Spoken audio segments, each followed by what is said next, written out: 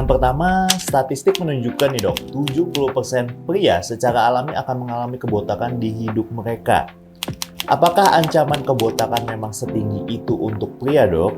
Dan apakah itu bisa dihindari? Ya, baik.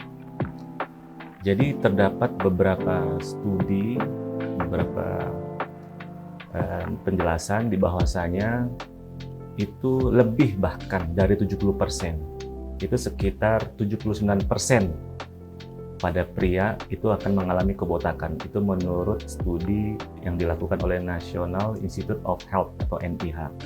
Jadi 79% pria mengalami kebotakan. Walaupun itu tergantung atau dari varian usia pada pria itu tersebut. Mulai dari umur 21 tahun hingga 80 tahun seperti itu. Kalau jadinya itu lebih besar ketika usia di atas 30 tahun. Lalu pertanyaan yang kedua, apa yang menyebabkan risiko kebotakan begitu mengancam para pria dok dibandingkan pada wanita? Ya, sebenarnya sudah jelas. Risiko terbesarnya adalah pertama faktor hormonal. Hormonal di mana? Hormonal testosteron yang diubah atau dikonversi oleh enzim 5-alfa reduktase menjadi hormon dihidrotestosteron, 60% itu terjadi peningkatan sehingga terjadi kebotakan. Sedangkan hormonal dihidrotestosteron pada wanita itu jumlahnya sedikit. Jadi nomor satu penyebabnya adalah hormonal. Dengan statistik yang begitu tinggi hingga 79% menurut dokter, apakah mungkin seorang pria mengalami kebotakan bahkan jika di keluarganya tidak ada yang memiliki genetik kebotakan? Ya, walaupun saya menjelaskan bahwasanya faktor genetik itu memiliki peran penting, tapi ketika ada orang laki-laki yang tidak memiliki genetik kebotakan, masih mungkin terjadi kebotakan pada rambut di kepalanya. Yang pastinya dipengaruhi oleh beberapa faktor seperti stres, kemudian pola hidup yang tidak baik, pola makannya, pola olahraga, kemudian kebiasaan-kebiasaan yang buruk seperti begadang atau merokok, alkohol. Jadi kemungkinan itu tetap terjadi walaupun pria itu tidak memiliki genetik kebotakan di keluarganya. Pertanyaan yang keempat, adakah usaha preventif yang bisa dilakukan para pria untuk meminimalisir risiko kebotakan?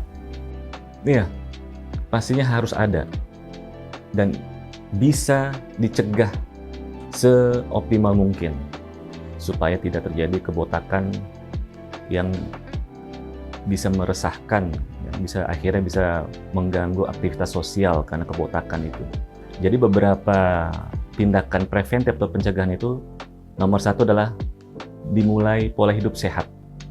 Ya, pola hidup sehat ini meliputi seperti makan minuman yang sehat, hindarilah makanan minuman yang serba instan, hindarilah kemudian yang banyak pengawet-pengawet. Kemudian yang kedua adalah mulai olahraga.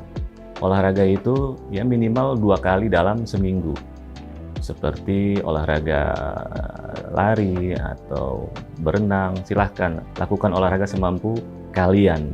Itu minimal 2 kali dalam seminggu selama 30 menit minimal. Baik, masuk ke pertanyaan yang terakhir nih dok. Baik. Bagaimana dengan yang sudah terlanjur botak dok? Apakah masih bisa diatasi dengan treatment kebotakan? Ya, sebenarnya itu tergantung grade dari kebotakan itu sendiri.